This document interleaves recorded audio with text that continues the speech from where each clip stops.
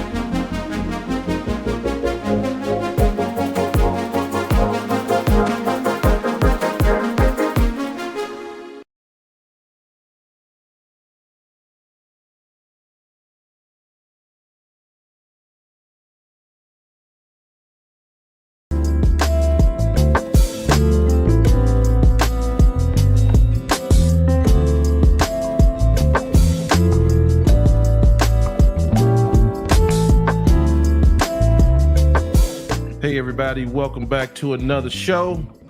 We are here with another special guest. This is our friend Mr. Alexander Gunther of Von Gunther House German Shepherds. How you doing today, sir? How are you, sir? How are you, Joe? I'm pretty Nice good. to be here. Nice to meet you finally. I've been seeing Yes. you online for a while. And Thank you. You too. I also watch your videos. They're yes, very sir. good. I'm glad you're here. Glad you're here. Could we start out by telling the audience a little bit about yourself? I am somebody who was a German Shepherd fan for quite a long time. Mhm. And I've had dogs since the late 80s. So 1988 was my first dog. I'm in my late 50s. I train dogs non-professionally, just as a hobby, for since that time, for over 30 years. I noticed in training dogs over time that until I got to the German Shepherd working lines, the training was not productive. A lot of the dogs I had were pet quality German Shepherds from American show lines, and they simply didn't have the genetics to do bite work or high level obedience. And I thought, well, maybe my training methods are not that good. And I read a lot of books on training, and I've attended dog clubs, Schutzen clubs. I've attended AKC shows. I participate in AKC training events. The CD, the companion dog, the CDX, the novice, and in the Schutzen there's the BH, which is the equivalent of the CD in AKC. You have Schutzen 1, Schutzen 2, Schutzen 3. And I've noticed that until I had my dog Jake, which was from working lines from Germany. His father was imported from Germany. And he was the son of the three-time German national champion Yukon van Perot, which I line breed upon, that dog. It wasn't until I saw how genetics plays a role in training that I didn't realize that with the right genetics, the training is basically done for you. Not to sound facetious that you don't have to do any work, but with the right genetics, training is easy. But with the wrong genetics, training is very hard because you can't build drive in a dog which lacks it in the first place. You can't install something which is not there. To make a human analogy, if somebody has a good singing voice, like a soprano or a tenor or a baritone, you have to just teach them to sing a song by teaching them the lyrics. They can already carry the tune. But if somebody like me, I don't know if you can hear my voice, I'm a little congested, but I don't have a singing voice. I can't sing. So I enjoy music, but I can't sing. So no matter how much you hire an opera trainer from me or a jazz trainer, whatever the music type you want to teach me, I cannot be taught to sing. I lack that musical ability. Same thing with dogs. You can't train what's not there. So after being involved in training German Shepherds primarily, I've also trained other breeds, but German Shepherds readily take to training. I then realized how much genetics affects ability to learn. Not that dogs are dumb, but there are certain drives which need to be there, especially for protection. And I then got an interest in breeding. I started breeding in 2019. I've produced a few litters. I'm not a commercial scale breeder. I don't create a large number of dogs for commercial purposes. I do take breeding very seriously because I feel that once you embark upon breeding and you're working a 9 to 5 job and you're gone for 10 hours a day, well, those puppies depend upon you to be there for them. For their very first 3 weeks are critical.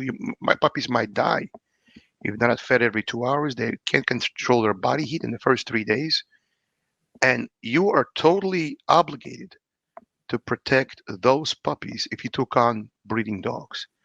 So even if you're doing it commercially, there's a moral obligation involved that, forgive my voice, I have a bit of a chest cold. Okay. You have a moral obligation in front of those animals to treat the mama dog right, and you have to maintain. In other words, it's a lot of work to raise a litter correctly, and then the socialization of litter, playing all kinds of musical sounds for them, vacuum cleaner sound, drill sound, faucet sound, household noises. You want to desensitize them to household noises. You want to handle them a lot. So breeding dogs responsibly is not a light undertaking. And by responsibly, I mean doing OFA. For those who don't know, OFA stands for the Orthopedic Foundation of Animals. In Germany, there's the equivalent called the A stamp, but in the US, there's the Pen Hip score and the OFA. I use the OFA. Mm-hmm. Unless a dog can pass an OFA hip score, where the hip socket doesn't fall out of the pelvis properly, I don't breed them. And for those who want to buy dogs at the lowest possible cost, well, what kind of genetic testing was done that you can buy a puppy at such a low cost? Because remember, hip surgery is 4,000 to 5,000 per hip.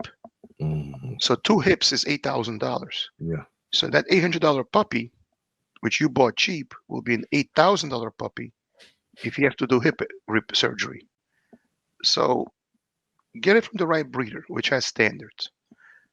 So basically, what am I? I'm a hobby breeder that takes breeding seriously. I do genetic testing, especially for degenerative myelopathy, which is a disease in German Shepherds. Other breeds have other diseases, like Willebrand's disease may be common to Dobermans, for example.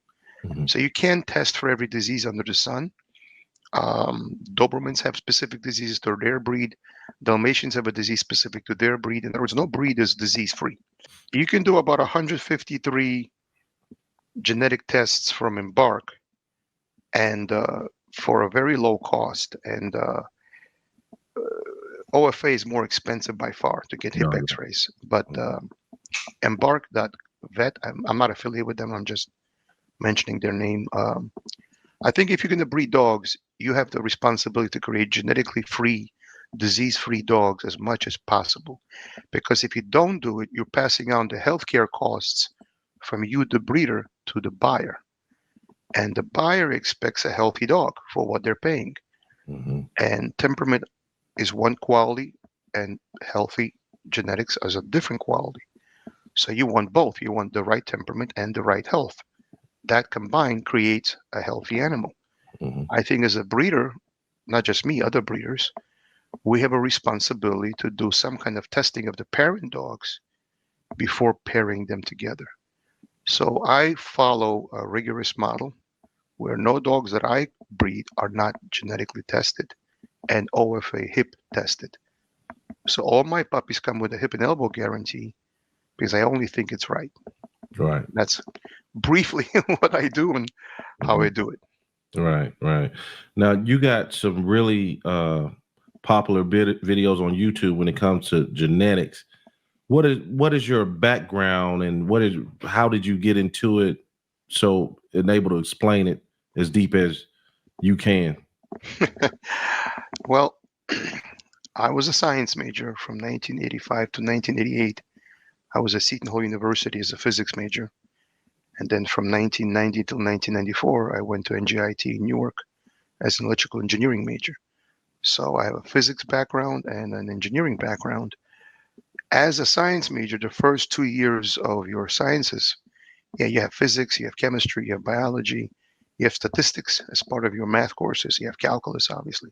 Mhm. The first 2 years of any science program is a foundation across any science major. In other words, if you're going to be a chemist, in year 3 of college, you will take advanced biochemistry and organic chemistry. But year 1 and year 2, you're taking chemistry 1 and chemistry 2. You're taking biology 1 and biology 2. In other words, the foundation science program of almost all colleges that I'm aware of, at least when I was in college, over 30 years ago, almost 40 years ago now, is the same. So my understanding of genetics comes from the fact that I had classes in statistics and statistical modeling. I don't go to that deep into it in my videos because it's overwhelming for most people. I don't want to go into that much into math, but I give a taste of it. And so, to make a long story short, I understand genetics as a science major. I wasn't a biology major, but I was a science major. So my understanding of genetics and gene flow and coefficient of inbreeding and the biological understanding of the mammalian genome and how breeding mammals, which is different from breeding birds and reptiles. I'll get into that in a second. Okay. Um, it comes from my science background. Now, what I study doesn't directly apply to breeding dogs because breeding animals, you don't have to have a science degree to breed dogs. Anybody can breed dogs. You can put any male and female together and breed dogs. But if you want to understand how to create a breeding program and minimize risk in your breeding program, you have to have an understanding of the science behind inbreeding and line breeding. And one of the first people I talk about is Civil Wright, who created an inbreeding coefficient in 1922. That's 100 years ago. Yes, sir. And he was hired by the U.S. Agricultural Department because the cow herds were being, that's the phone ringing, I said ignore it. um, he created a mathematical model of inbreeding so that you could maintain high milk production and a lot of meat and milk on the bone, but not have the diseases that come up when recessive traits combine, recessive genes combine, and therefore you have disease. So there is a compromise between when you inbreed too far and you have disease, but if you don't have any inbreeding or any line breeding whatsoever, you can't concentrate the traits you do want, which in the case of cows is a lot of meat and milk. Right. So if you were to breed cows with no program of any kind, you would not get a lot of yield per pound. In other words, you have an 800-pound bull. Mm-hmm. You want as much meat for sale when that bull is slaughtered for beef as possible. Or let's say you're living in Africa and you're importing a cow from England, which has a lot of meat, milk, but you're breeding it to an African cow which has the loose skin because they're resistant to malaria and they have a thicker skin. How do you take the genetics from two different gene pools, breed them together so you have the maximum milk, but you're also resistant to malaria? Mm-hmm. How would you create a breed that's specific to that situation? Well, if you breed the African cow, it doesn't have a lot of meat and milk, but it resists malaria. If you breed the British cow, it can't live in that hot weather easily, Right. but it has a lot of meat because it was selectively bred for 100, 120 years. So how do you create a new breed? Um, and so without understanding the equations behind inbreeding, you're going to inbreed too far and you're going to have serious genetic diseases. If it's dogs, you're going to have cleft palates. You're going to have uh, all kinds of diseases, deformities. So you want to line breed to maximize the genetic potential of that animal, Mm-hmm. but you don't want to take it that far that you will create disease. So what is the basis of your reasoning? Well, we had geneticists for 100 plus years, like Civil Wright, like Hardingman. There are many others, like Ballou in 1997.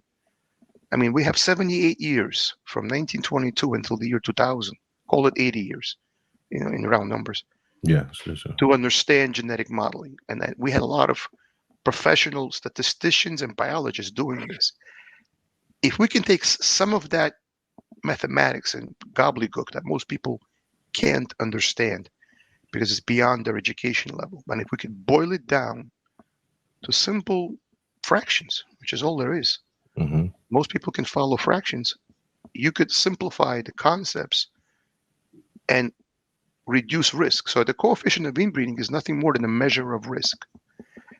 If you can figure out at which number your risk coefficient is adequate for your particular breed and at which coefficient you've taken it too far, now you have a mathematical basis of analyzing the pedigree from which to dance. Otherwise, you are You're taking chances unnecessarily when you could have predicted risk mathematically before the breeding ever took place. And remember, that inbreeding animal which has disease because you want to create a line, that's going to be somebody's pet in their home. All So, right. do you want to sell sick dogs simply because you want to create a line?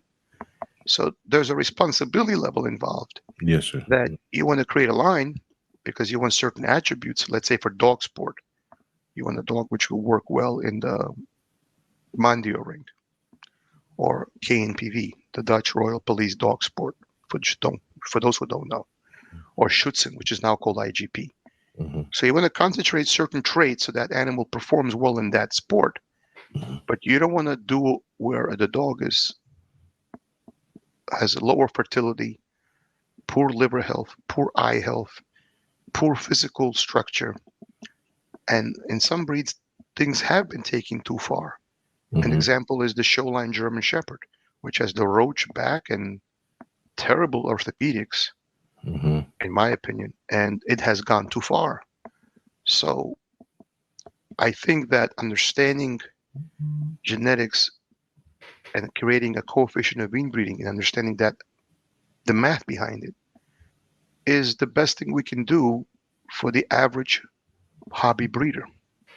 I think the hobby breeder has a responsibility to understand genetics because you can breed unrelated dogs completely. Yeah, you avoid any disease, but even unrelated dogs can have disease. So not necessarily inbreeding will cause disease. You have to pick the best possible animals which are disease free, and you have to know that pedigree. But if you do decide to create a line, don't breed too close. And when do you when do you have that? What is the relevant number that is applicable to you, and how do you figure that out? Right. Right. Yeah. Yeah. And when you say this it's a mathematical formula for those who us who don't got room for 20, 30, 40 dogs, hobby breeders, this mathematical formula will help us. Am I Correct. correct? Okay. Correct. I want to share my screen really quick and share a page if you Okay. don't mind. Just I'm going do to it. share a page. People they can refer to it after this. Okay. Bear with me as I open up this page. Yes, sir.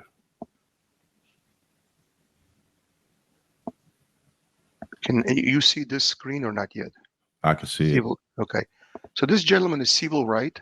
This is a picture of him in 1954. Hmm. He was born in 1889, so he died in 1988. Lived almost a century. And he was the one who created the model of what's called the coefficient of inbreeding. He then created a model of what's called genetic drift. And the most important thing he created was called path analysis. Hmm. What that means is you calculate the number of paths, the common ancestor, as a way to calculate inbreeding. And that was done in 1921.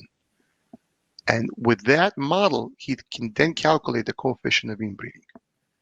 So if anybody wants to look him up, he was the first to create a model of how to calculate all this.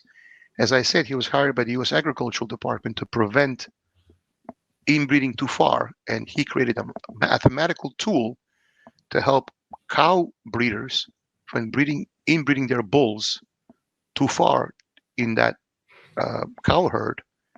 And he was an expert in mammalian genetics. He also did breeding of uh, it wasn't rats, it was guinea pigs, Okay. and he bred 80,000 guinea pigs, and he created a model based on that. So he was the founder of population genetics and inbreeding, and people will do well to understand his model. I'm going to stop the screen. Okay. And the next person I'm going to share I'm going to share this screen 1 second because it's important people to maybe read up on this stuff. It will help them, I think. Okay. Um, let me share this screen.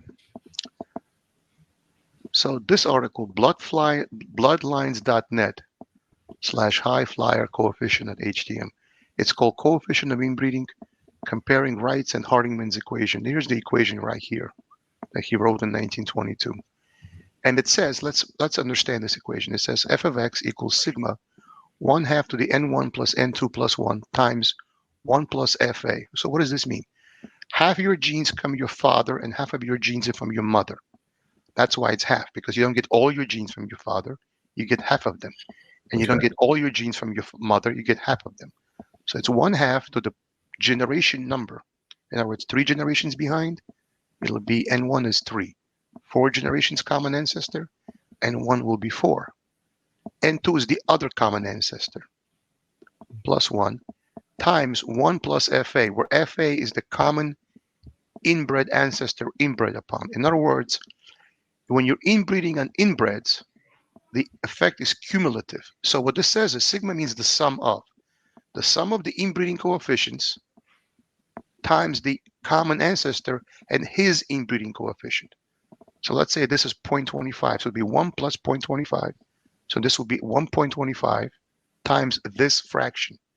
So that's what the equation is. Okay. And this article uses Arabian stallions, and they go through it through a 9-generation pedigree. Obviously, I'm not going to go through it with you on the phone right now, but this explains Hartingman, which lived in the year 2000. Well, he's still alive. This was written 22 years ago, Hartingman. Okay. And Wright wrote the equation in 1922. So that's 78 years difference between this gentleman and this gentleman. And you have to understand the earlier equation written in 1922 before you calculate and understand Hartingman. And of course, and I'll share the next screen very briefly, and then I'll stop sharing screens.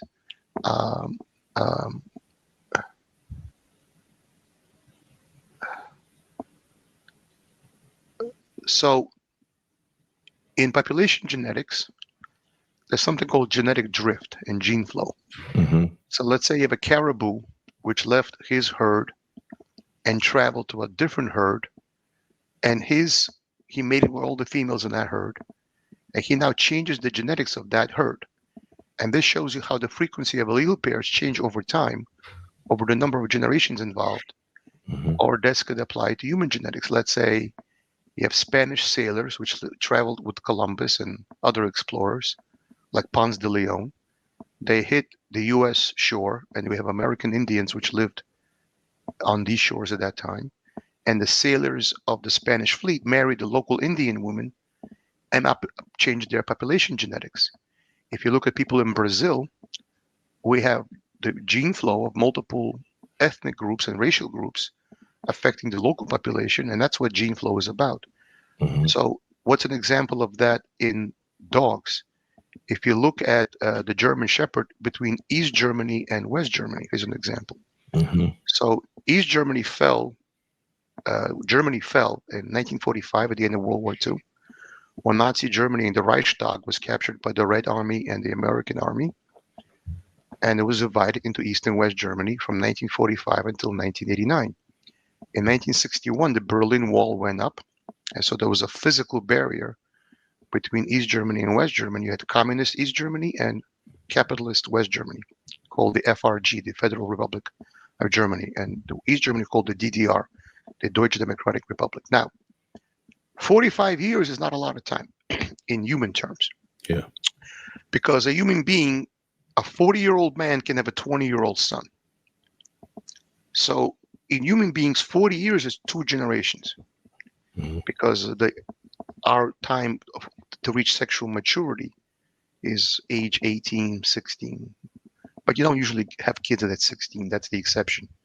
But let's say, for argument's sake, people marry younger like they did in earlier times, for the sake of conversation. It is very possible for a 40-year-old man to have a 20-year-old son. It's not without the realm of possibilities. So can you have a lot of different generations in only 40 years in human beings? The answer is no. It's only 2 populations, 2 generations. But in dogs, a dog, not that I would do it, but a dog can be bred as young as 1 year of age.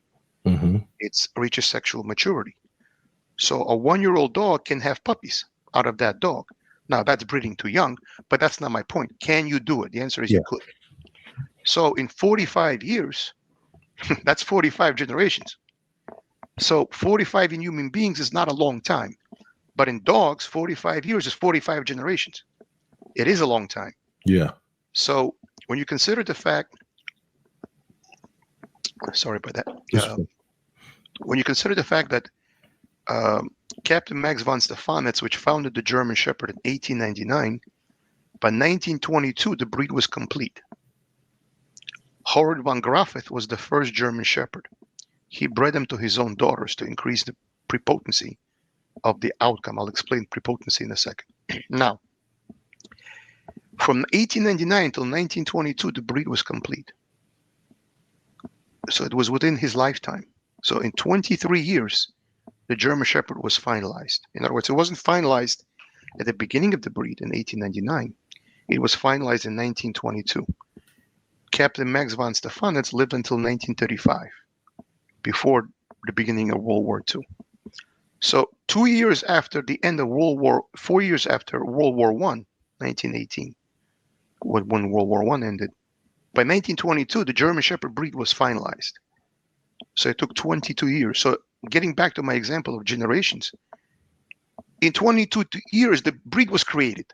So don't you think the breed can be changed in 45 years? Oh yeah. which is double the time. Right.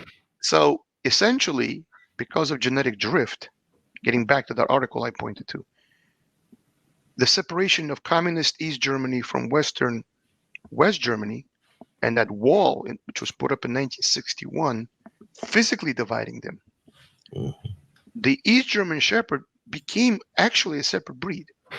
Now, some people will say, well, it's a different breed subtype. Then it gets back to what is a breed? Because we have to define what a breed is. There's something called taxonomy, where animals are classified into species and subspecies, genus and subgenus, if you go back to biology. Now, there's no such thing as breed in taxonomy. Breed is a human invention. In other words, Canis lupus familiaris is the dog, and Canis lupus for Romanian or Italian for wolf. Well, Latin, but Italian and Latin are very close still. Well, it means familiaris, familiar wolf. So dogs and wolves can interbreed. Are they a different species? No, they're the same species, and dogs are a subspecies of wolf. Basically, what it's saying is genetically, wolves and dogs are not different, and it can interbreed and produce fertile offspring. So our concept of breed, it doesn't even rise to the level of subspecies in taxonomy. So breed really means an animal with the same physical characteristics that fit the definition with a closed stud book. Well, let's look at that for a second. Okay. In East Germany, you had a separate stud book from West Germany. It was a closed stud book only specific to East Germany. So the SV, the Verischufferhund, which is the German Shepherd Felix Society, in other words, the breed parent club of the German Shepherd, which was started by Captain Max von Stephanitz, that breed book was separated when Germany fell apart. So dogs registered in West Germany were registered in a separate breed book from East Germany. So you have a separate breed book. So these dogs cannot mix with these dogs. They're forbidden from mixing. As the Germans say, verboten. So that's a separate breed. Yeah. Because if you don't mix the blood back and forth, and there's no genetic drift, that's a separate breed. So it starts off as the same breed, the German Shepherd, and you can still recognize it's the same breed. But purely by definition, the East German Shepherd and the West German Shepherd became two breeds. The same thing with the American show line, the ones with the crooked back and they're posed with their paw back. Oh, yeah. It's a horrible thing what they did. But that dog is supposed to look straight when you put the paw forward. But when the dog's standing, even with the leg straight, it's still at an angle and it walks on its hocks. Now, is the American show line a German Shepherd? Well, according to the AKC, it is. You could take a German dog out of Germany, and you could take an American show line, and by the AKC breed standard, it's the same breed. In reality, it's a different breed. It should be called the American Shepherd because there's no genetic mixing of American show lines with West German working lines. So these two gene pools are completely isolated by the Atlantic Ocean. And and let me ask therefore they're you- a separate breed right. by the definition of what a breed is. Yeah. So how far are they different phenotypically? Very different. So on my website, if you go to vangantahouse.com/articles, I'll bring up that very quickly on my website Okay. just for people to see. Yes, sir.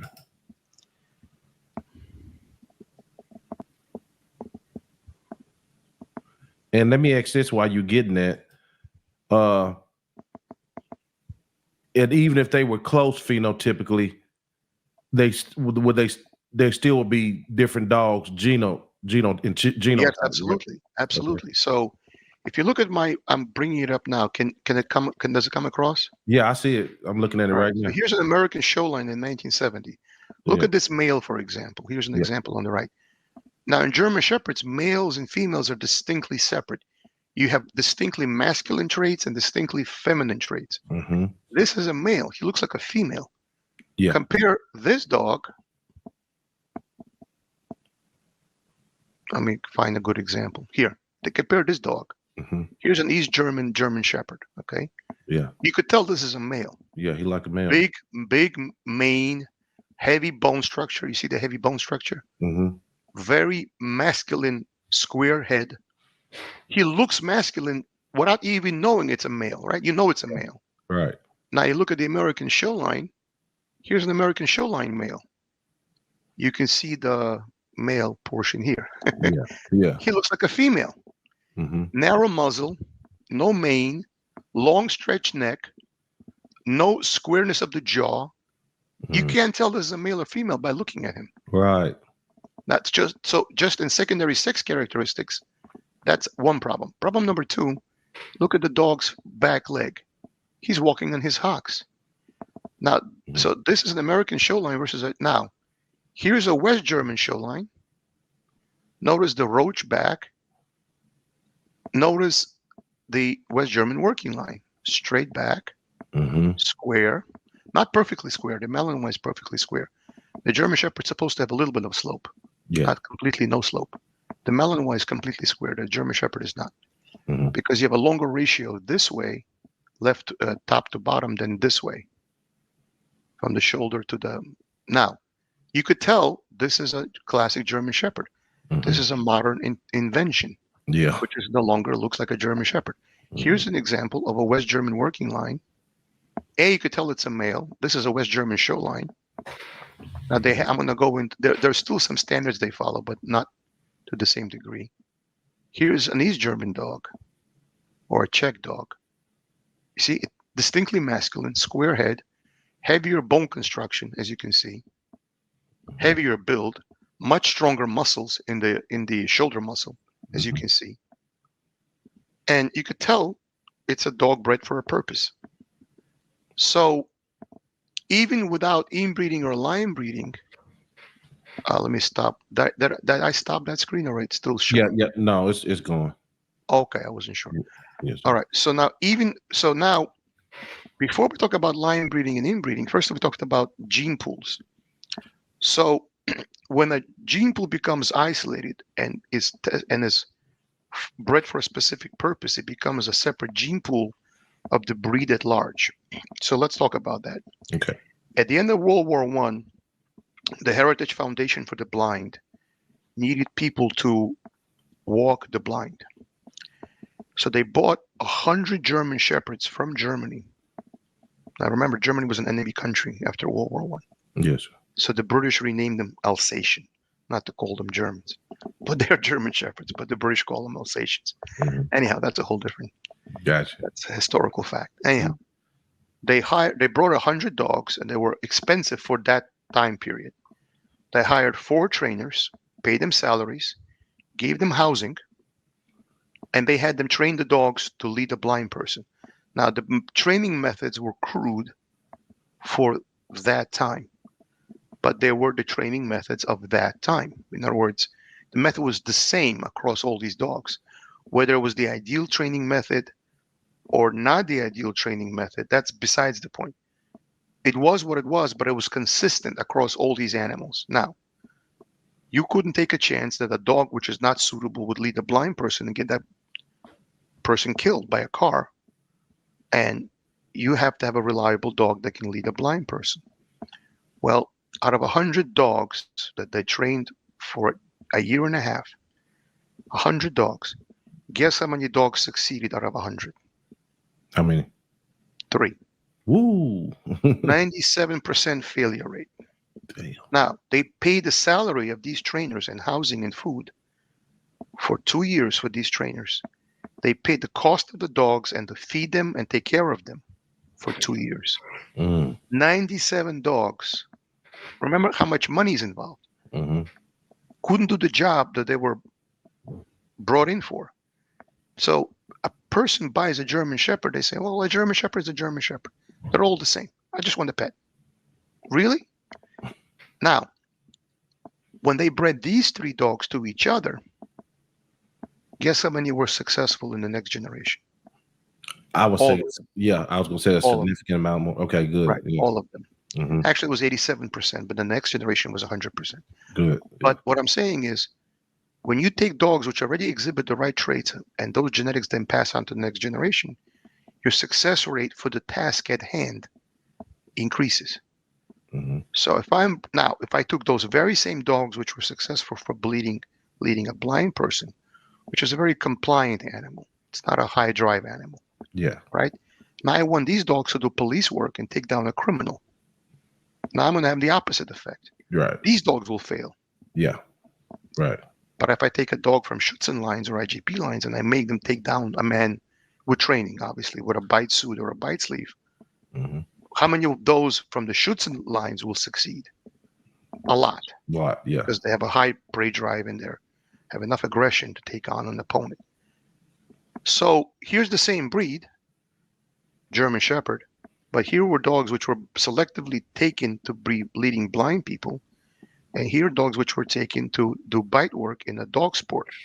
Now, the same breed, but are you breeding the breed or are you breeding based on the characteristics of the specific dogs involved? Mm-hmm. You're breeding in the specific characteristics of the dogs involved. Mm-hmm. So even without inbreeding or line breeding, which I'll get to in a minute, you're still able to homogenize the traits you want because you're selecting animals from a sub-gene pool specific to that task. Mm. So let's say I'm getting a Belgian Malinois, which I'm not going to recommend for most people because they can't handle it. Now, and that Belgian Malinois comes from KNPV lines. KNPV is the Royal Dutch Police Dog Sport. Now, it's bred generation after generation to bite people on the bite suit. Now you take it into the average suburban home and you want it to watch TV with you when you finish work and you're exhausted from driving and being at work for 8 hours. You now have a 10-hour day and this dog is pent up and wants to do something. Now, that's the wrong dog for that family. Now, you give this dog to a professional trainer or a military purpose, it's the right dog. Mm-hmm. So now, let's say I take a Belgian Malinois and its close cousin, the Groendel, which is a cousin of the Belgian Malinois, or a Tourveran, which is another cousin. Now, they're not bred for KNPV. They're bred to be sheepdogs or pets. Now, it's the same breed, essentially. It's just a difference in coat type, essentially. Mm-hmm. I mean, you have a black Malinois or a wire coat, it's the same breed.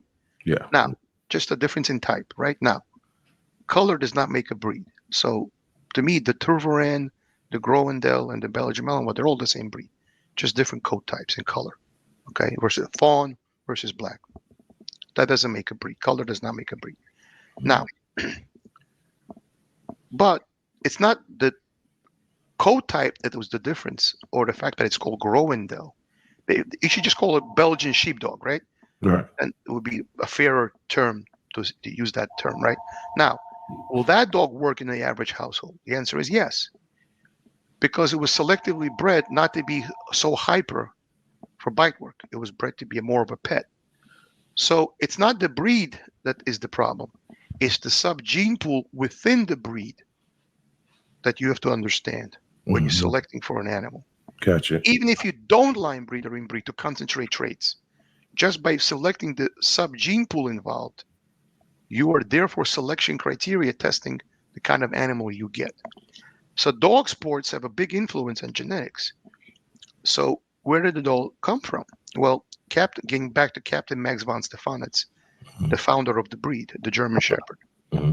He created a sport called Schutzhund.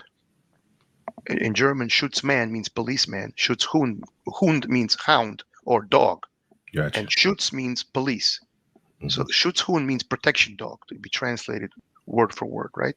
Hmm. And the German Shepherd in German is the Deutscher Schäferhund, the German sheepdog. That's the exact translation, Hmm. word for word. Now, so the Deutscher Schäferhund, that is the breed in German, is a generic utility breed. It's not designed for police work. That's how they're used, but that's not what it was designed for. It was designed to be a utility breed. Now, you then create a dog sport called Schutzhund, which is tracking, protection, and obedience. It's a 300-point scale. 100 points for obedience. Perfect score is 100 points. Hmm. 100 points for tracking. 100 points for obedience. So protection, tracking, and obedience. So let's say you take a dog which scored 97 in tracking, 85 in obedience, and 250 in tracking. Now, there's a judge, which is an impartial arbiter of the dog's abilities. It's not because you love the dog and you want to breed it. No, you've taken the dog to some kind of a standard Hmm. judged by a neutral arbiter, which scores the dog in a trial of other dogs, which are doing the exact same task, tracking, obedience, and protection. And this neutral arbiter decides the score of the dog and which dogs pass and which dogs fail. So just like in nature, the strongest survive, survival of the fittest. Hmm. In the German Shepherd, Schutzen is the arbiter of which dogs get to breed or not breed. So, so Captain Max von Stefanitz knew he will die. Obviously, all of us are not going to live forever. That's right. And one of the things he did, which was very smart, was he created a test that can be used to train dogs to that standard, and then dogs which pass the standard breed, and dogs which fail the standard don't breed.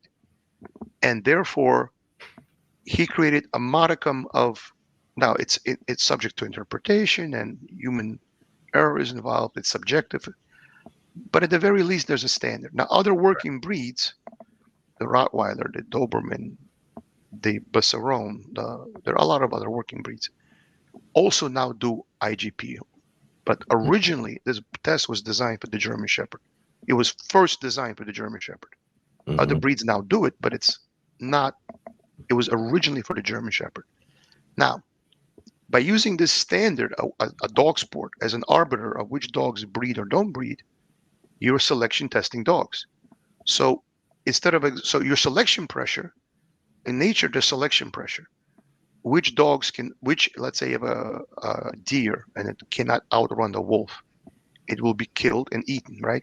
Right. So if you don't have enough speed, you don't get to survive because you'll That's be right. eaten. Or the wolf which cooperates in a pack, and one wolf runs ahead and grabs the deer by the throat while the pack rushes in from behind. That wolf, which has that ability to cut off the animal so the whole herd, so the whole pack feeds, that wolf is exhibiting the right characteristic for the hunt. So he'll survive. Hmm. But a wolf which cannot run and keep up with the pack doesn't get to participate in the kill. Right. He won't eat and he will not survive and pass on his genes. Hmm. So in nature, you have a mechanism, survival of the fittest. So nature exerts selection pressure, but we are human beings. We decide which animals get bred or don't bred. Hmm. Not nature decides. So you have natural selection, which is nature, and artificial selection, which is people. And we decide which dogs get bred and don't bred. Well, what's your selection criteria? Yeah. Yeah. So if you're breeding greyhounds, as an example, which ones do you breed? The fastest ones. Hmm. You have a clock. It's pretty neutral. You time the dog going around a race course, and that clock doesn't lie, right? Hmm. Whichever one ran the fastest, that's the one you breed. That's right. How do you breed thoroughbreds? Whichever one ran fastest, that's the one you breed. The Hmm. horse which constantly can't run, you don't breed that horse, Right. right? So you Hmm. need a yardstick of some kind. Now, if you're breeding a non-performance breed, like a Yorkie or I don't know, the lab breeds, the small little Yeah. Chihuahuas, Yeah. who cares? Because I don't mean to sound negative about other breeds, but Right. I work with a performance breed. Yeah. So you need a performance standard by which you breed. So By creating this sport, you're creating a sub-gene pool of working dogs out of the gene pool at large, which does not include working dogs. Mm-hmm. And that gene pool was selectively tested that even if you breed unrelated dogs, but from Schutzhund lines, the characteristics the dog exhibits to pass that test is similar, not identical. Mm-hmm. And that creates your selection criteria. So this idea of creating a test, which will then be used by which you selection test dogs, that idea came from cavalry horses because Captain Max von Stephanitz was a cavalry officer in the Prussian army. Remember, Germany didn't exist in the 19th century. You had Prussia. You didn't have Germany. You had German kingdoms, but they were not united as a country. Gotcha. So he created, being an ex-cavalry officer, he knew horse breeding. So he applied that logic to dogs and created a test called Schutzhund. And let's say you want a dog which is good for weight pulling. You pull on a strap on the dog, a harness, and you make it weight pull. The muscles are exercised, and the dog which is strongest muscular-wise can pull weight. Then you breed those dogs together. Well, genetically, they're going to drift toward a common goal, which is stronger musculature, right? Mm-hmm. So in other words, you need a test of some kind that will rule out the weakest from the strongest. Mm-hmm. And even without lion breeding or inbreeding, you have a selection criteria. The dogs need to be proven. Proven by some method. Yeah. In other words, if you're hog hunting, let's say, the dog which backs out and runs away, that's a cur. That's a dog which is afraid and will fight for itself, but will not fight for you, right? Right. Do you breed that dog? No. That dog in combat demonstrated fear. Yeah. The dog which goes for it and kills that hog, or tries to, that dog is showing courage and he has tenacity in the fight, right? What I'm saying is, whatever the breed involved, I'm going all over the place between game dogs and German Shepherds and Malinois. Yeah. But I'm explaining the concept. There has to be some neutral arbiter of some kind of a test by which you will create a sub-gene pool within the breed at large, which get to be bred or not bred. Let me ask you this. Explain. Let me ask you this, Mr. Alex. Is that why it has been so much of a mass importation for European countries because of a higher breeding standard? Correct. Okay. In Germany, unlike the US, in the US, any AKC dog can be bred to any AKC dog. You could have a dog with an overbite, underbite, crooked hocks, easty-westy limbs, which are like this way. You can breed them. Why? Because they both have AKC papers, so that's sufficient. Because the AKC is a registry of pure-bloodedness, but it doesn't mean the dogs have. It doesn't mean because both dogs have AKC papers that you should breed them. It simply means they are both purebred, that they are members of that breed. But are they the best representatives of that breed? The answer is no, because there's no yardstick. Now in Germany and other European countries, a German Shepherd needs a Schutzhund title, which is now called IGP. They keep renaming it IGP. It previously was called IPO. Before that, it was called Schutzhund. So I'm an old timer. I still say Schutzhund. Yes, sir.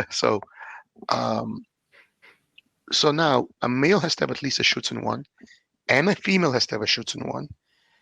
It doesn't have to be a national level competitor. It could be a local club trial. Right. But they still have to be titled.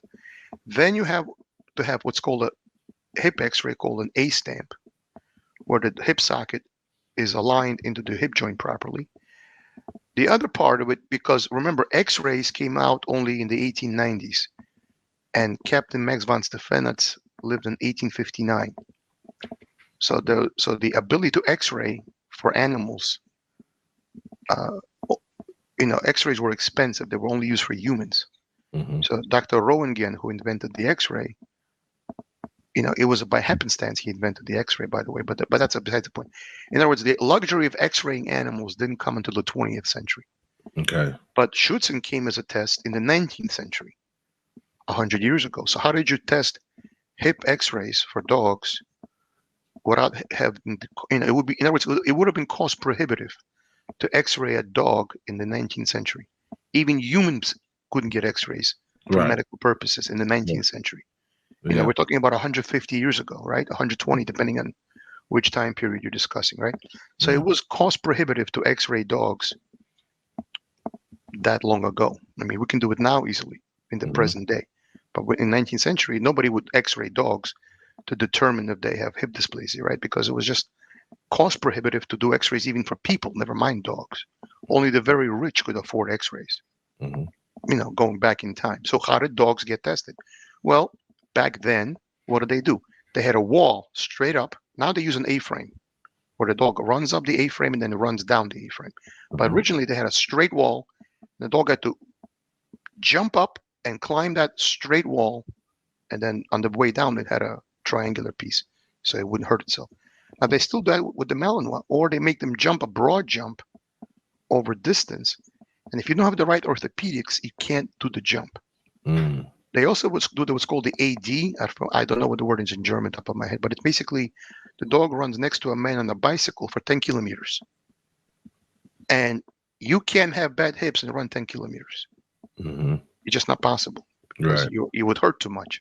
Right. So before the dog gets core class by a core meister, which is a breed warden, the dog first has a Schützentitle and then gets an AD where they run 10 kilometers besides a man on the bicycle. And then once the dog has an AD and has a Schützentitle, then it goes in front of a judge called a core meister or a breed warden. And then it gets core class, SG, sehr gut, KKL2, acceptable for breeding, KKL1, highly recommended for breeding. And so when they say a dog has pink papers, what they mean is the dog has been core classed and Schützentitled. That's what pink papers mean in German Shepherds.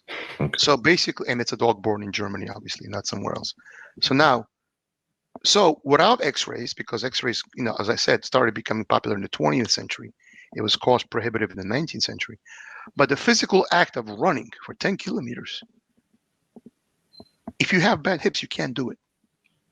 So that's how he got around not having X-rays. Yeah. He couldn't have predicted X-ray machines would have been invented, right? I mean, he bought the dog in 1899, 1 year before the end of the 19th century and the beginning of the 20th century, right? So now he couldn't have predicted X-rays would be invented.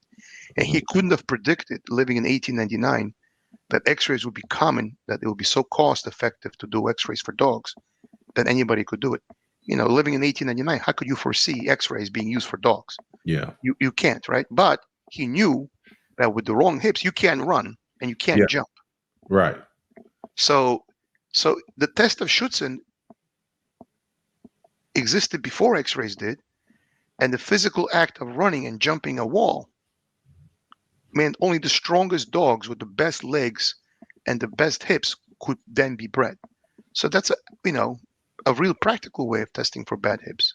And hip dysplasia is so common in the German Shepherd that this test is actually very necessary. Now, in the American breed, there is no such standard, none. So if I buy a dog out of Europe, the dog had to do all this stuff before it gets to be bred. Now, there's selection testing involved. So there's some kind of a process in place. In America, purebred male, purebred female, you breed them, you make puppies, you make money. Yeah. That's not a standard.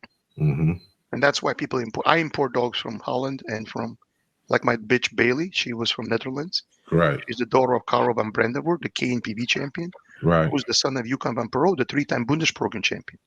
So she comes from a line of dogs which passed a lot of work to get titled to that level. So she has superior genetics.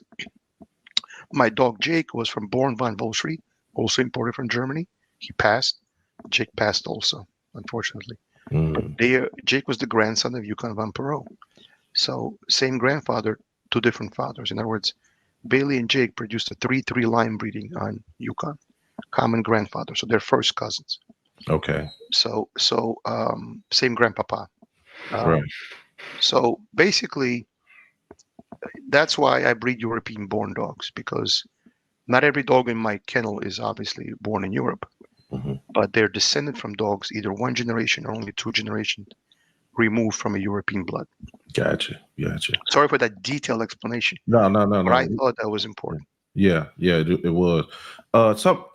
Something you touched on earlier. You said it was difference in breeding birds, reptiles, dogs. What are some of the main differences in mammals and birds and things like that? Well, I'm not a geneticist, so I'm not gonna tell you that I'm a geneticist. Right. But you have to understand that there's a couple of different. You have to cover a couple of definitions first before I explain it. Okay. So the first definition is what is called autosomal gene pairs. So let's say you have an X and Y chromosome, the sex chromosomes, but all the other chromosomes are called autosomal chromosomes from your parents. Hmm. So in other words, let's say you have 78 chromosomes. One is X or Y, the sex gender chromosome, but 77 are other chromosomes. They're called autosomal chromosomes. Hmm. Now, in genes, there's something called gene recombination. So what does that mean? Let's say I'm going to make an analogy to. I'll make a simple analogy, which is kind of oversimplifying it, but it gets the idea across. Imagine you have a fruit bowl of cut up fruit. You have 16 apple slices, 16 banana slices, and 16 watermelon slices, just for the hell of it. Hmm. And that's the mother's fruit bowl. And you have the father's fruit bowl, which is uh, 16 pear slices, not apple, Hmm. 16 peach slices, and 16 strawberries. Just Yeah. picture this in your mind. Right. Now, you take fruit from the father's bowl and you take fruit from the mother's bowl. And let's say you get 4 apple slices and 4 banana slices no matter what. Let's say. So brother and sister, or brother and brother, siblings, will have some of the exact same genes all the time because Hmm. they come from the same 2 parents. Hmm. But in brother 1, you'll get 14 apple slices, but only 2 banana slices. And in brother 2, from the mother, in other words, gene 1 through 17 in this offspring come from the father, but in the next offspring, his brother or his sister, you'll get gene 2 to 25. Right. And the same thing happens from the mother's genes. You get gene 1 through 16 from the female this time around, and gene 18, 22, and 27 in this offspring.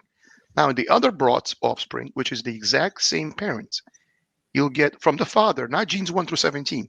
This time, you're going to get genes 6 through 10 in that offspring. And from the mother, you'll get genes 14 through 19. In other words, it's called gene recombination. In other words, some of them are going to be the same because they're the same 2 parents, but some of them will be a different combination. Hmm. So offspring, even though they're brothers and sisters, they're not identical clones of each other. Right. Then you would have the identical genes every time. Hmm. But in siblings, you'll have gene recombination. In other words, this set of genes from the papa and these chromosomes in this particular child will be these set of genes from this child and that combination. But the base is the same. So some minimum number is always the same chromosomes because it's the same parents. But the other chromosomes will be a different combination every time. Hmm. That's called gene recombination. Hmm. Okay. Now, that only happens in the autosomal chromosomes, not in the sex-linked chromosomes. Now, then there's a different mode of inheritance for the sex-linked chromosomes. The X chromosome carries mitochondrial DNA from the mother dog. So how does the father's mother get involved? Mm. So let's say you have a female which is 2XX. The male is XY. She can pass on the X from herself and the X from her mother. Okay. But the father can only pass the X from his mother because he passes a Y. Right. He's XY. Hmm. So what do you have in the child? You have the father's mother and the mother or her mother in the child. But the father can only pass his own mother in his X chromosome because he can only pass one X. The Hmm. rest is XY. He passes the Y. So the X in the male came from his mom, not from him. Hmm. That's why the female dog is more important than the male, because the female dog contributes mitochondrial DNA from herself and her mother. The male can only pass the chromosomes from his mother, not himself. So there's a male pattern of inheritance where you can do sex-linked genes through the male, and there's a female pattern of inheritance through the female. Now, the female can pass two X's, not one. So she can have two paths of inheritance. Now, you have autosomal DNA and sex-linked DNA with two different paths of inheritance through the male line versus the female line. Now, in mammals, you can trace a lineage through the Y chromosome or the mitochondrial chromosome. So let's say human beings, you could determine that these people are from Yemen and they're Yemenites, as opposed to Jews or Arabs, through the Y chromosome. Because these men fathered these children from that geographical location. Gotcha. Okay. Now, how do you know these are Yemenites? Through the Y chromosome. How do you know these are Italians, not Greeks? Through the Y chromosome. So nationality, which is the equivalent of a breed in human beings. So this overlaps, believe it or not. So the word nationality means nation, and the people of a specific nation are a specific gene pool, which is closed off to other gene pools originally. I mean, before the invention of the bicycle, people married somebody in their village. People didn't travel that far. So now with jet aircraft, people can take gene populations from across the globe and intermarry. So the concept of race will disappear in 50 years. You're not going to have the black race, the white race, and the Asian race. You're going to have one race. The concept of race, of black, white, and yellow race will disappear because of the ability to intermarry and gene flow across the globe because of jet travel. Right. And intermarriage is now accepted.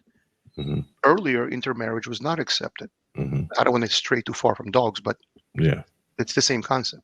Now, so the idea of marriage within a small circle, or your village or your community, was how nationalities developed. Because people within that close geographical location became a nationality. That's why people from Asia look the same, or people from Greece look the same. Now it's the 21st century, so people are free to travel and race it. Even in earlier times, when the Spanish was invaded by the Moors, and during the time before the Spanish Inquisition, you had the Moors invade Spain. You had dark-skinned people invade a mostly white nation. Spaniards are not the white race anymore because the Moors invaded Spain in the 11th century. Gene flow, right? That's an example of gene flow. Same thing with dogs. What is a race of dogs? The German Shepherd. It's dogs which only breed with other German Shepherds, not other dogs. Or you have the Cane Corso. It only breeds with Cane Corsos. It doesn't breed with Rottweilers. So you have a closed gene pool within a certain area, and other breeds cannot mix in. So the idea of a nationality and the degree of a breed, it's the same concept. Gotcha. Right? Now, how do you trace the lineage of a nationality? Through the Y chromosome. Now, so getting back to your question, mammalian genetics versus bird genetics. The principle of inbreeding and line breeding is the same. So if I breed uncle to aunt, or I breed full siblings, which again, I'm not recommending these things, I'm just explaining. These concepts of relationship, of who is who relative to who, like these are first cousins because they have a common grandparent. That concept transcends birds, reptiles, or animals. Uncle and a niece are uncle and a niece, whether I'm breeding chickens or I'm breeding dogs. That concept is the same. The inbreeding coefficient would be mathematically the same, but because of gene recombination and the greater number of chromosomes and the complexity of passing traits through the sex-linked chromosomes, not just through the autosomal chromosomes, mammals can't take the degree of inbreeding that birds can. Birds can take a greater degree of inbreeding without showing deleterious traits. In other words, you can inbreed pretty far in birds before you see disease. And also in birds, if you don't like the outcome, you kill the chicken and you eat it. Yeah. it's it's not that I'm bad gonna give that me you some can, yeah, you can eat the chicken and okay, it's not good enough for breeding. Yeah, Let's kill it and we have chicken soup today. right. So so in birds you can inbreed further, and if you don't like the results, you can eat the bird and no problem. So birds and reptiles can inbreed further and deeper over more generations without suffering bad consequences. Mammals can't. You have to outcross much sooner to get back what's called heterostasis. Um, what does that mean? Um, People you need to understand two terms: homozygous genes and heterozygous genes. Hmm. What does that mean? The word hetero means different. The word homo means the same. Hmm. And then the word zygosous, heterozygosity, it comes from the word zygote. What is a zygote? When the sperm meets the egg, that's a zygote. It's Okay. not an embryo yet. An embryo is implanted and becomes a child. But at the instant a sperm hits the egg, that's called a zygote. Okay. It's the act of conception where the DNA of the mother and the father Meat. Okay. meet. That's Okay. called a zygote in Hmm. biology. Now, it's the fertilized egg. It's not yet an embryo. It'll become an embryo in a few weeks, but it's not an embryo at that instant of time. Now, so homozygosity, zygote comes from the word, uh, embryo means, and hetero means different, and homo means the same. So homozygous gene pairs means the genes line up between mother and father, and they are the exact same genes on both sides. Therefore, you've concentrated those traits, and the animal's prepotent. In other words, it'll pass those traits 100% of the time because you've concentrated those genes. Hmm. Heterozygous genes means that's different genes. So between different genes from mother and father, combined with gene recombination, you have hybrid vigor. Hybrid vigor. Right. So mammals can't take the degree of inbreeding that birds can Hmm. because of these reasons. Hmm. Now, a deeper explanation, I'm not a geneticist, so I Right. leave it up to the audience to research that. But basically, the concepts of inbreeding and line breeding are the same because relationships are relationships. Cousins are cousins, grandparents are grandparents. Those concepts remain the same across birds and reptiles and people. It's all the same concept. Hmm. But how far can you take mammalian inbreeding versus bird inbreeding? It's very different. So it's not the same. There's Gotcha. greater risk in inbreeding mammals than birds Right. Right. by Is far. there, is there so in every breed though that's been made into a breed, there was some Inbreeding. form of inbreeding. It Yeah. had to be done to create a breed in the first place, so you couldn't do it. Right. Right. And so the formula you the COI, every breeder kind of needs that in this toolbox you recommend. Correct. So let's explain the COI versus the COR. Okay. The coefficient of relationship is the genetic distance between the two animals involved. Hmm. For example, let's say I breed a father to his own daughter, Hmm. which is done initially to create a breed. The offspring of that mating is 75% COR. As the father of that puppy, he's 50% of the genes, but he's also the grandfather because he's the father of his own daughter. That's 25%. So you have 50% plus 25% is 75%. So the coefficient of relationship is 75%.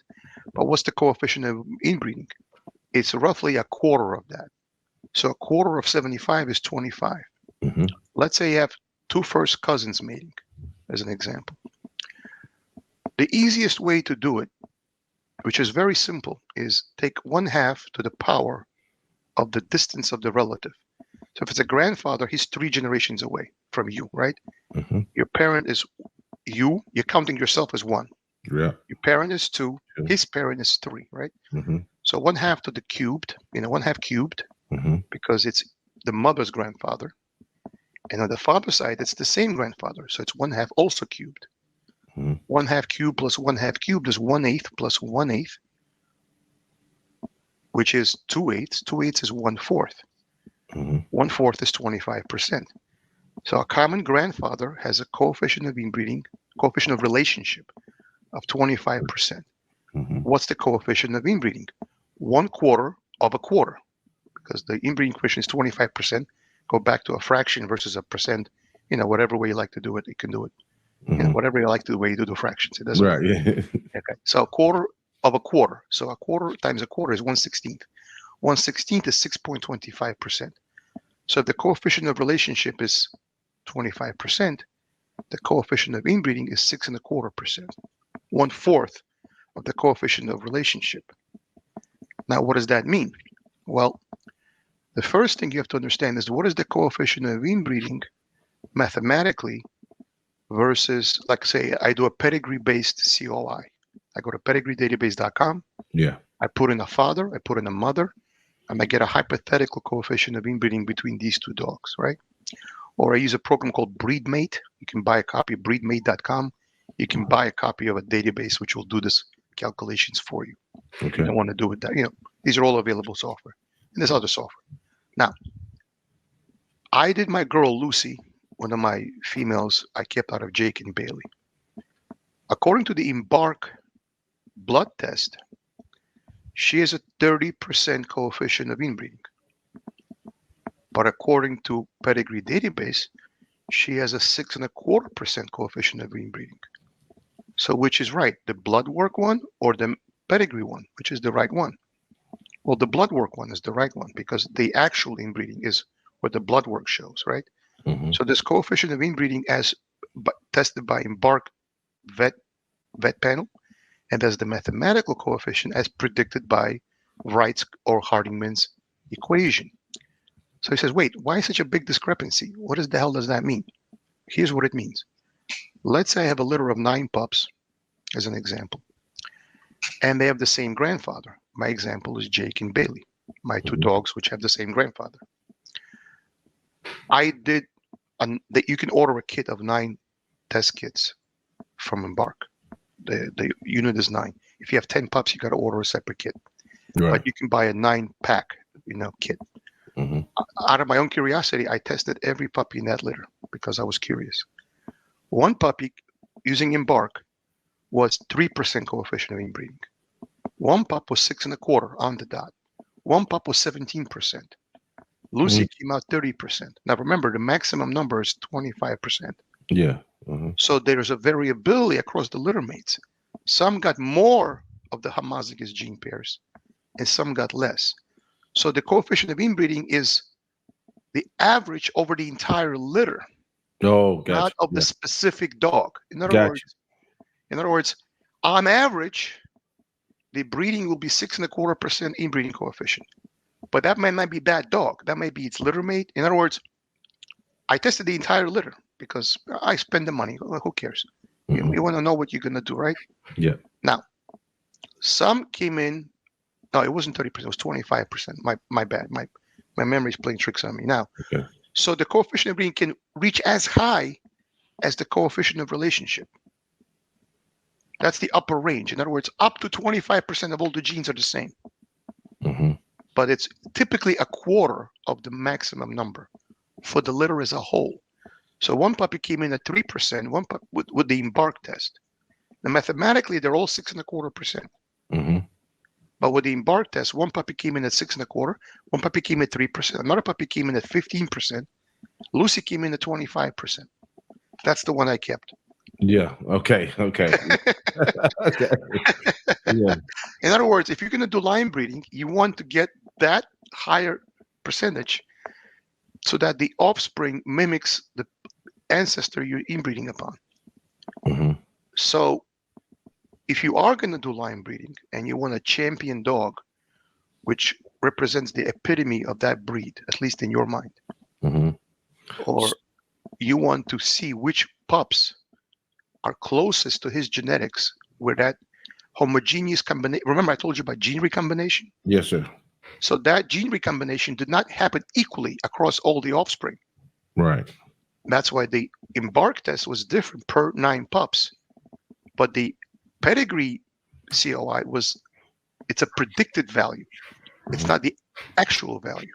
The actual value is what the saliva test showed. You take a cheek swab, you send it off to them, 2 weeks later, you get a result. That's the actual coefficient of inbreeding by the DNA markers. That's the real real number. Gotcha. Pedigree calculation using Sievel's equation or Wright's equation is a predictor of risk of what the average is across the litter, but not every member of the litter will be that number. That's the average. Right. The Embark test is the real number using genetic markers. Now remember, they didn't have genetic markers in 1922. So they had to have some way of calculating it. And that's where the Embark coefficient of inbreeding versus the pedigree coefficient of inbreeding don't quite match. They do match, but on average, not for every member of that litter. That people have to understand that. Right. And so this method, how good is it at holding phenotype? It's not very good. Okay. It's not very good.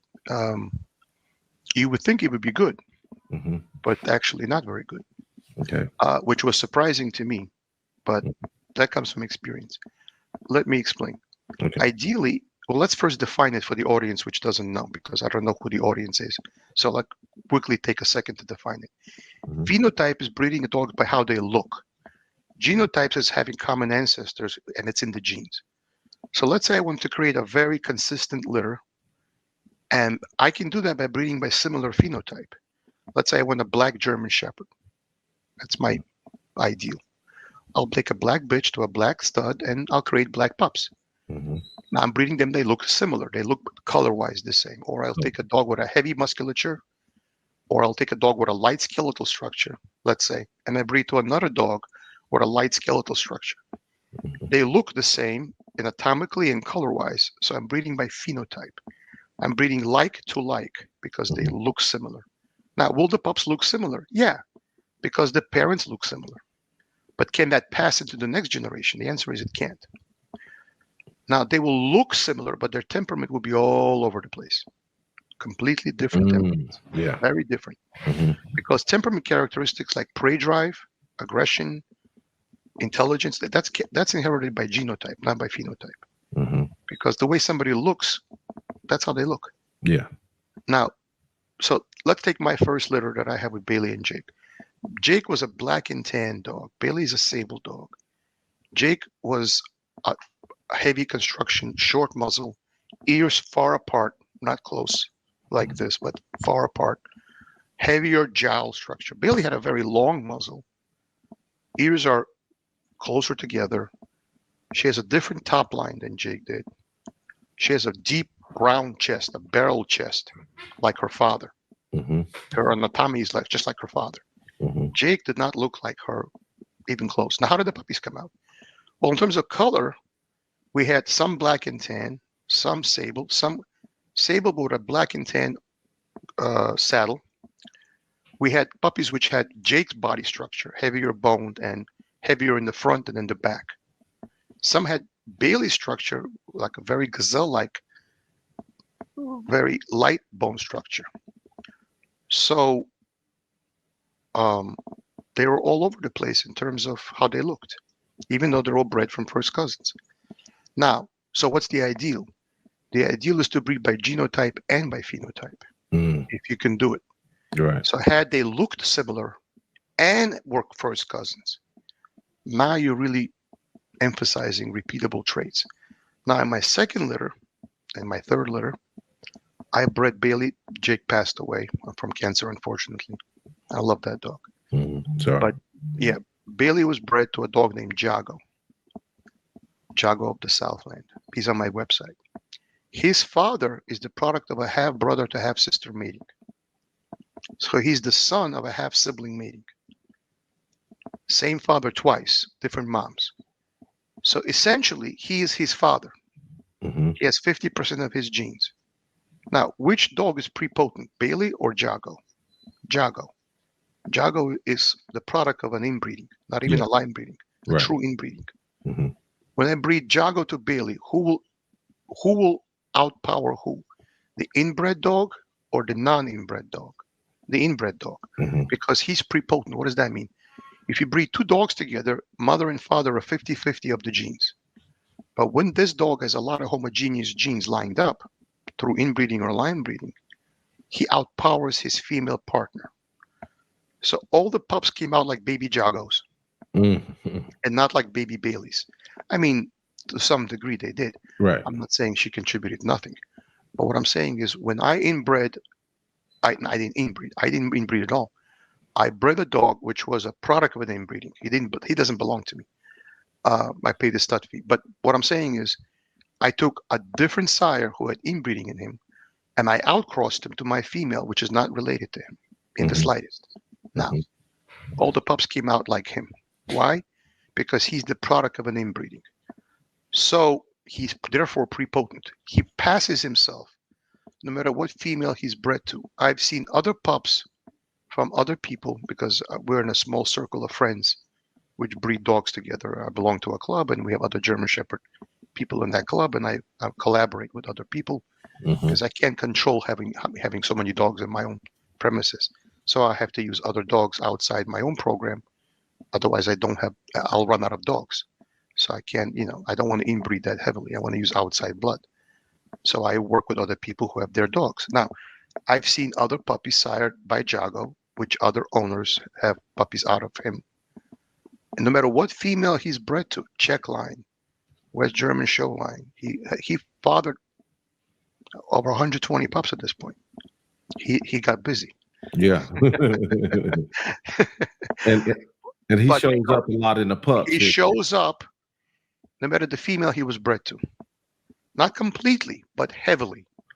His structure, his temperament, his color, his top line, his hip structure. Now, temperament wise, it's not all, they're all not all the same. Mm-hmm. But anatomically, he is a heavy influencer because he's the product of an inbreeding. So a dog which is prepotent, meaning he has a lot of homogeneous genes, Mm-hmm. because he's the product of an inbreeding, will outpower his partner. So Okay. that's what prepotency means. It means you can pass yourself despite being connected to an unrelated dog. So what does it look like when that happens on both sides? Where you have a Well, really that prepotent depends. dog? Well, that's the whole idea. So that depends on the. So that's not an easy answer. That depends on Okay. the amount of inbreeding and the relationship distance of that mother has to that father.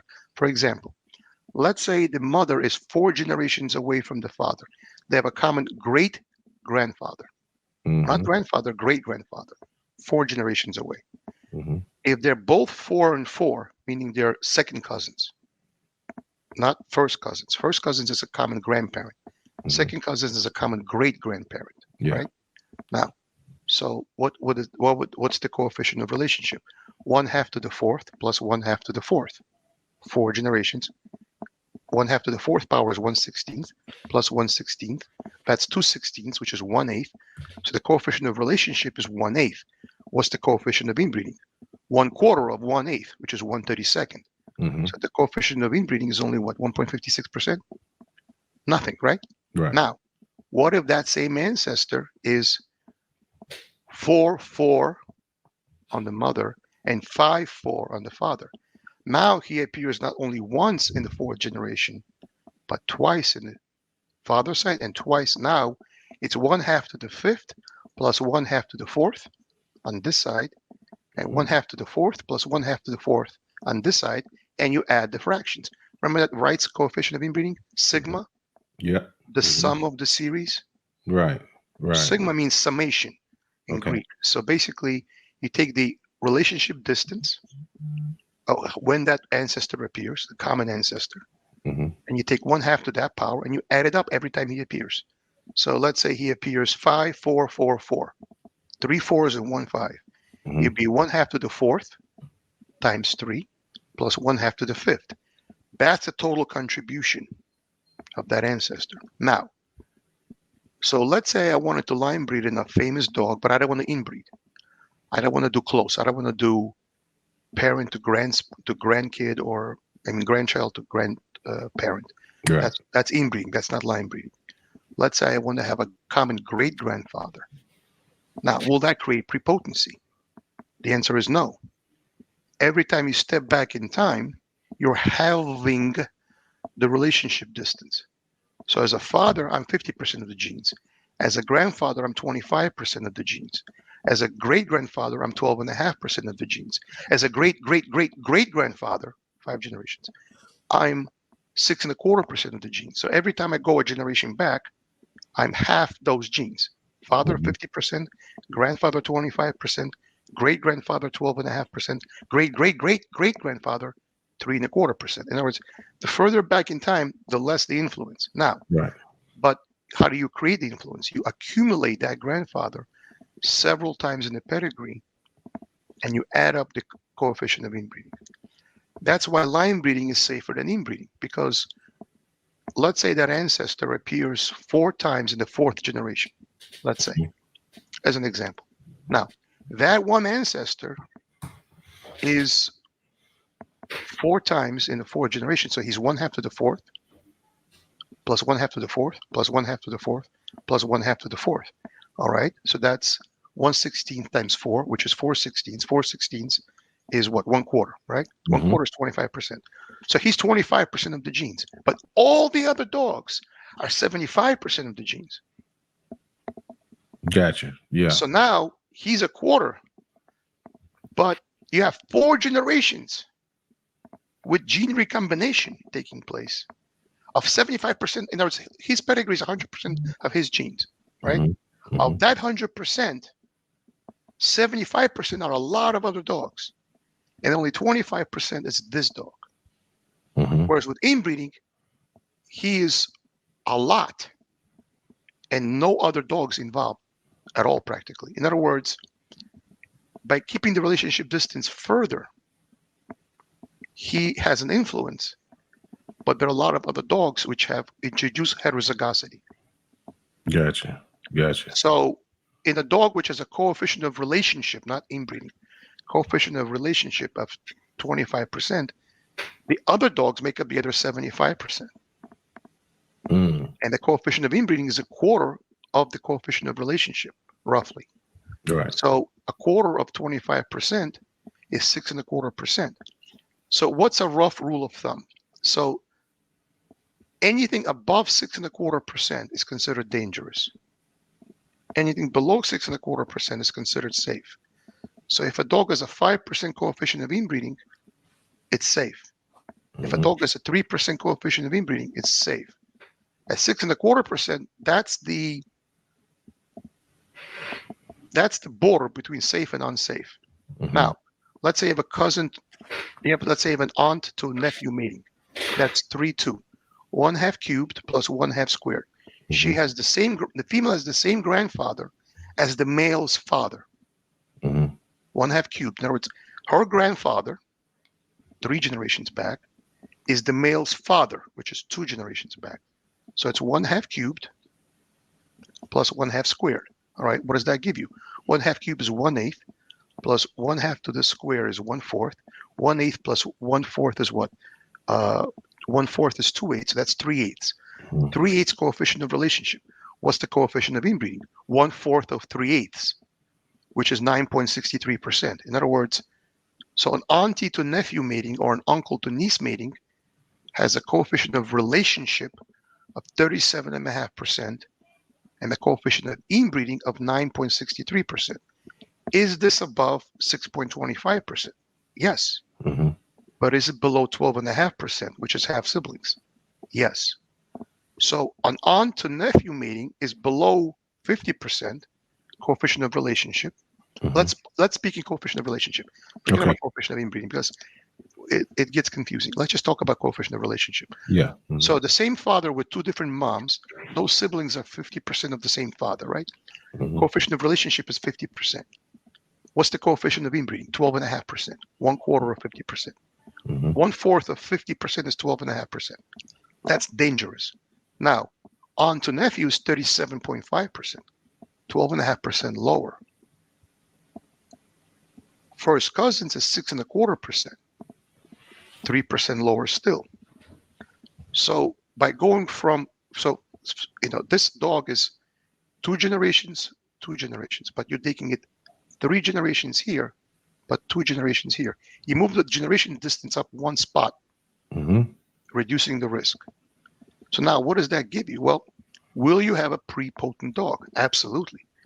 If you look at the Longworth kennel from a breeder named Lloyd Brackett, who invented what's called the bracket formula, Bracket. Yeah. Mm-hmm. he said, let the sire of the sire be the grandsire of the dam. Let the father's father be the grandfather of the female. Okay. That's 2, 3. 1/2 cube plus 1/2 to the third. Mm-hmm. Let the sire of the sire, the father of the sire of the litter, is the grandfather of the female. Now, he produced 90 Ram. Ram is the like the designation of the highest champion in the AKC in the show ring. Mm-hmm. Back when they used to do it. I don't know if they still do it, but Ram is like a big champion. I don't know exactly what the word Ram stands for. So he produced 90 Ram dogs. In other words, in Germany, it would be called the Grand Sieger, Right. or the Grand Siegren, if it was like the champion, Right. like Right. the equivalent of the Westminster Kennel Club dog, but at that time it didn't exist. Yeah, it's a big deal. Yeah. The big deal. In other words, the Yeah. dog. This is 1940s. We're not talking Right. about today. We're talking about 1940s and 1950s. We're not talking about He made 90 champions. 90 champions in 10 years using this formula. Okay. Yeah. So he invented the prototype. Now, he outcrossed. Okay. He didn't keep doing it. Once you do a 3, 2, 3, you must outcross. Okay. Because think of it this way: what is this dog? Well, at 50%, he'd be the brothers have if who has half of my genes? My brother, right? Mm-hmm. At 37.5%, what is that dog compared to me? Well, he's not my brother. That would be 50%. Mm-hmm. But if you round up, 37.5% is almost 40%. So he's almost my brother, but not quite. Imagine, for example, you have two sisters having puppies from the same male. Now, the puppies which come out of it, are they siblings? Not really, because to be siblings, they have to come from the same mother, right? Yeah. Mm-hmm. But they came from her sister. So they're almost siblings. So they will be considered 3/4 siblings, right? Mm-hmm. Not half siblings, 3/4 siblings. Okay. Okay. Full siblings will be from the same mother and father, right? Right. But if a same male is bred to two different sisters, they're not siblings, but they're almost siblings. Mm-hmm. Yeah. Now, then there's the concept of double first cousins or double second cousins. So double first cousins is the same thing as half siblings. So what does that mean? So if two brothers marry two sisters, their kids are cousins, but they're also half siblings. How does that work mathematically? Well, you have 1/2 cubed plus 1/2 cubed plus 1/2 cubed plus 1/2 cubed. This brother, 1/2 cubed plus 1/2 cubed from him. This brother, 1/2 cubed from him, but the wife is the other half of the 1/2 cubed. Mm-hmm. So you have 1/2 cubed plus 1/2 cubed from this side, 1/2 cubed plus 1/2 cubed from this side, Mm-hmm. 1/8 plus 1/8 plus 1/8 plus 1/8. Well, that's 4/8. 4/8 is 1/2. Right. But what do you have in half siblings? 1/2 squared plus 1/2 squared. 2 right? Mm-hmm. 1/2 squared is 1/4 plus 1/4. What's 1/4 plus 1/4? 2/4. What's 2/4? 50%. So 4 times 1/2 to the third power is the same thing as 1/2 to the second power. In other words, being cousins twice is the same thing as being half siblings. Or Okay. 1/2 to the fourth, 4 times, is the same thing as 1/2 cubed. So 4 times 1/2 to the fourth is the same thing as 1 times 1/2 cubed twice. So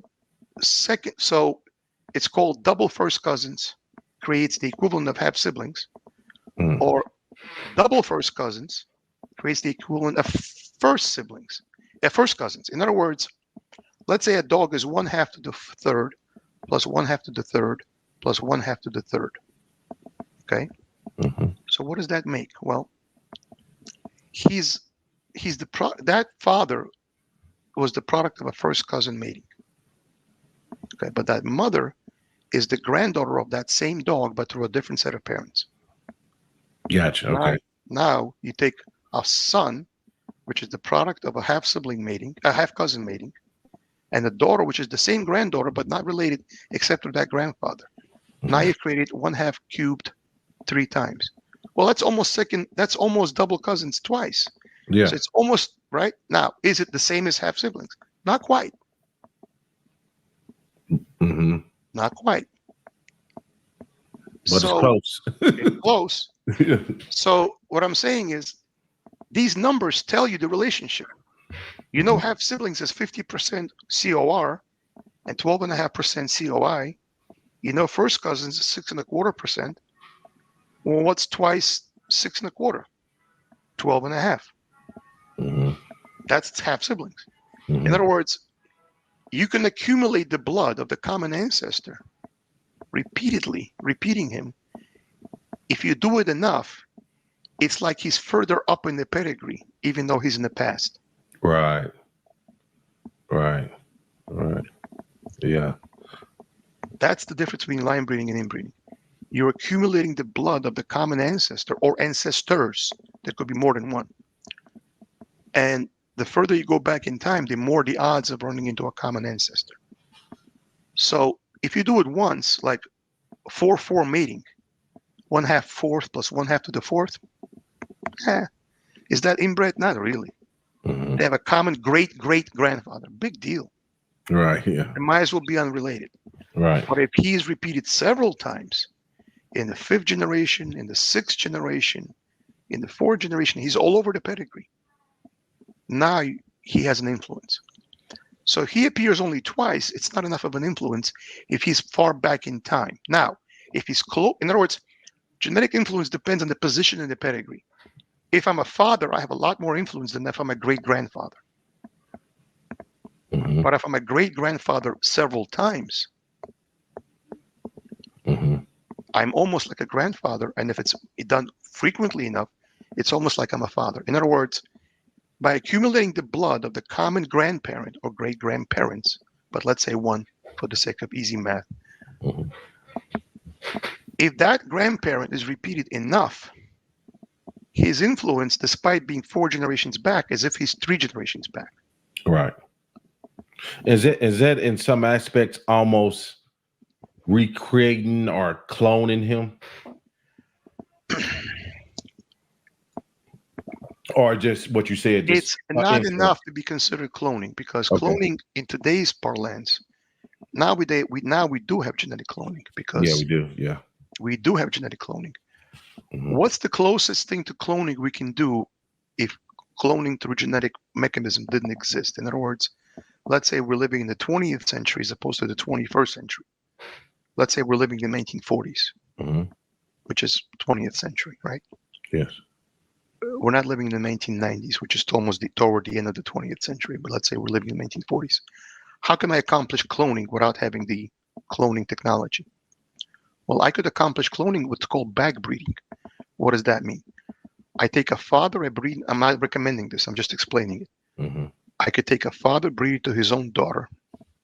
The outcome is 75% him, right? Because as a father, he's 50%.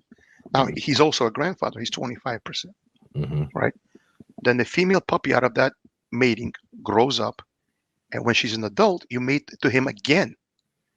Now he's a great grandfather, so he's 12.5%. A grandfather, he's 25%. And a father, he's 50%. Now that daughter is 87.5% him. Mm-hmm. That's him. Yeah. That's essentially him. Now, that's called a 7/8 dog. Right. So the dog, which is the uh, father to his own daughter, that's a 5/8 dog. Mm-hmm. The dog after that, bred to the same father, is a 7/8 dog. Mm-hmm. So you're cutting down the blood of the mother and you're increasing the blood of the father. Now, you can have a lot of genetic defects from this type of inbreeding. You can have a lot of culls.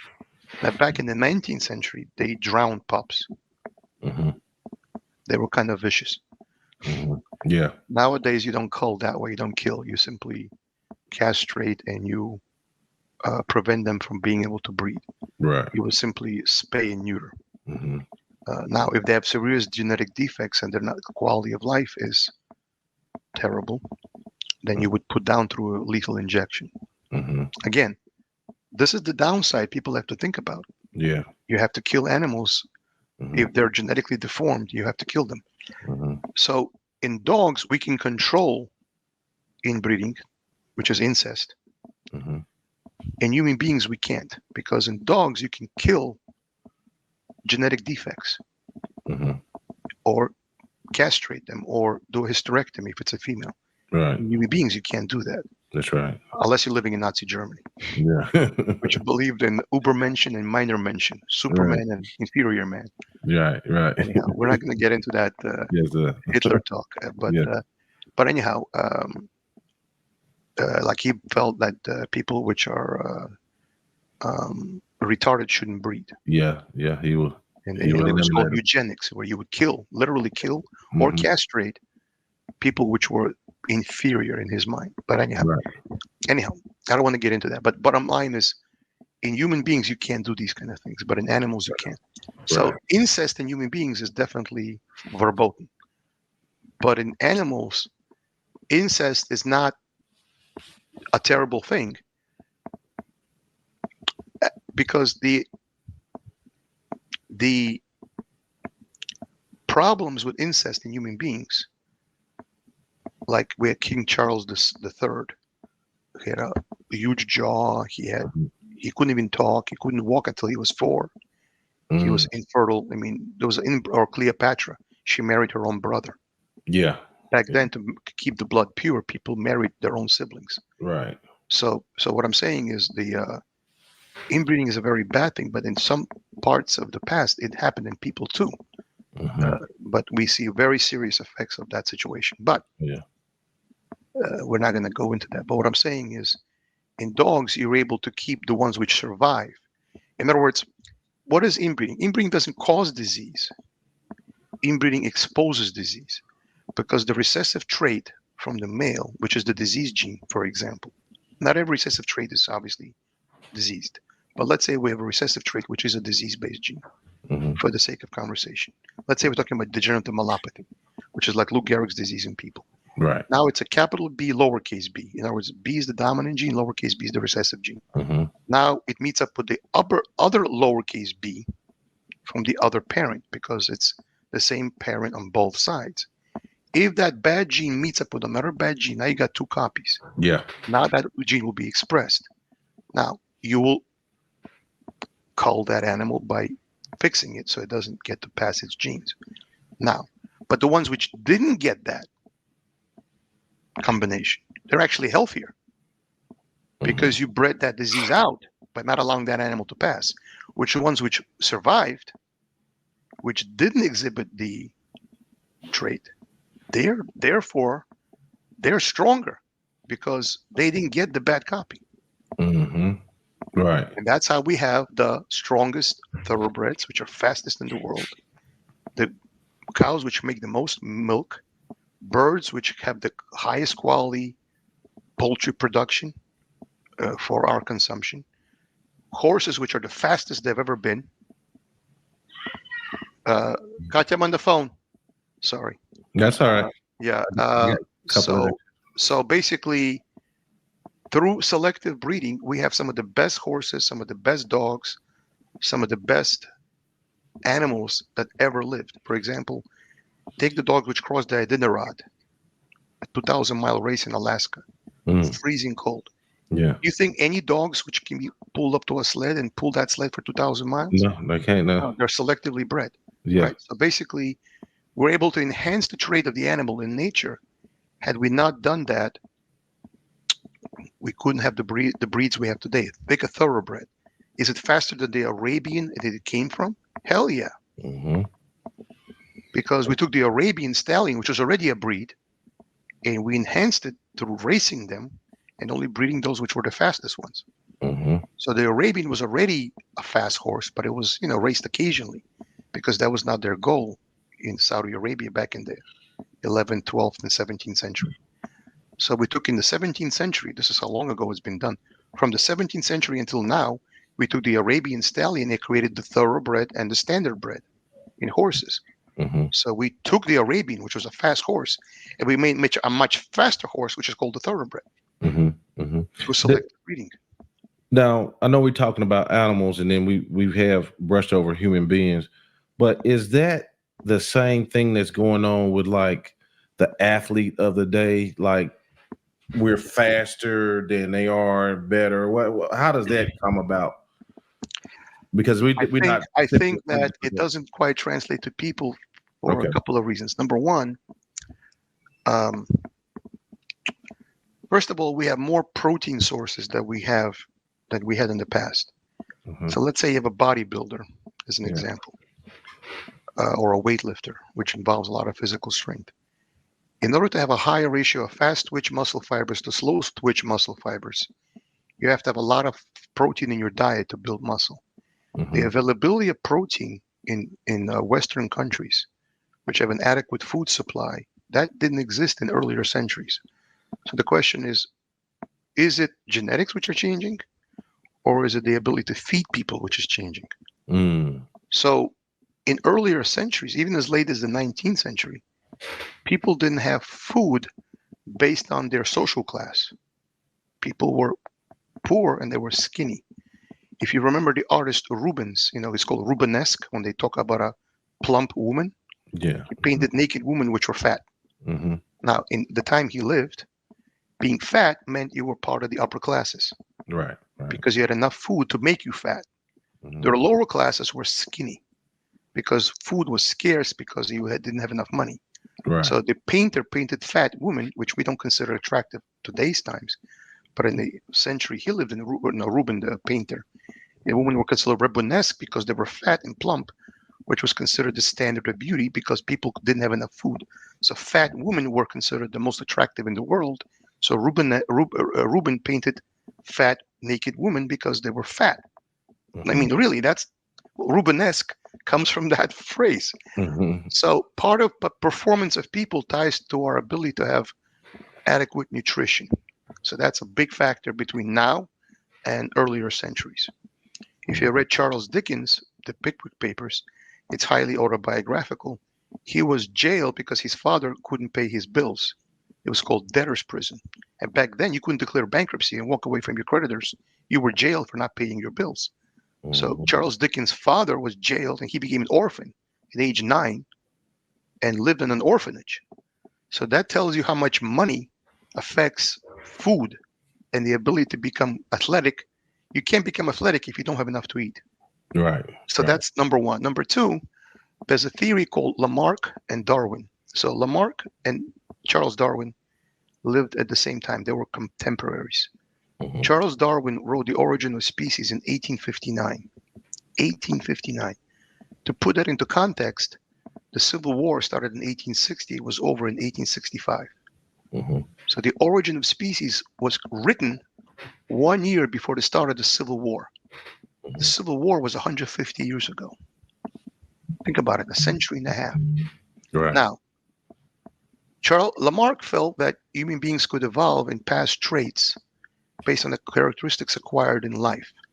Like a giraffe stretches its neck to reach longer branches, and therefore will develop a neck longer to be able to feed itself and could genetically pass that. The answer is it couldn't. Mm-hmm. It takes multiple generations to pass on a trait which is favorable to your survival.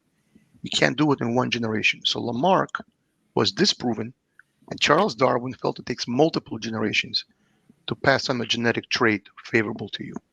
So the answer to your question is, let's say I breed an athlete to, not breed, I marry, I'm using words interchangeably, but Mm-hmm. let's say I marry a world-class sprinter male to a world-class sprinter female, and I breed people based on physical ability. Now, will they produce sprinter children? No. Mm-hmm. They will produce children which have a higher chance of becoming sprinters. But unless they're trained, they're not going to become sprinters. That's right. Yeah. Mm-hmm. 1 second, please. Katya, я на телефоне, Katya. Katya, give me a second. Let me finish up, okay? Okay. Yeah. Yeah. We can wrap it Yeah, up I'm here. sorry. So, My wife is but- calling me. oh yeah. Yeah. Yeah. You Yeah, better get in there. You'll get in trouble. I get in trouble. Yeah. All right. I'm sorry. Yeah. It So probably sounds urgent. So, yeah. but anyhow, I really enjoyed our talk. Yes, sir. I Yes, sir. really did. And We'll do it again. We'll I do it hope this again. was useful. I hope it was interesting to people. I hope so.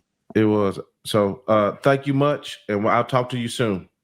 Thank you, sir. Thank All you. right. Thank you.